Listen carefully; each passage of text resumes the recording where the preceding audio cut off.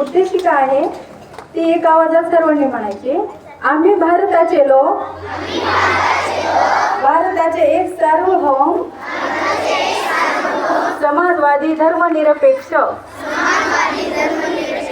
लोकशाही गणराज्य घडविण्याचा व त्याच्या सर्व नागरिकांस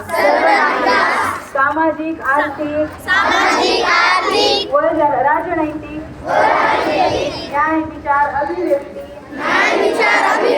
विश्वास श्रद्धा व उपासना यांचे स्वातंत्र्य समान दर्जाची समानता निश्चितपणे प्राप्त करून देण्याचा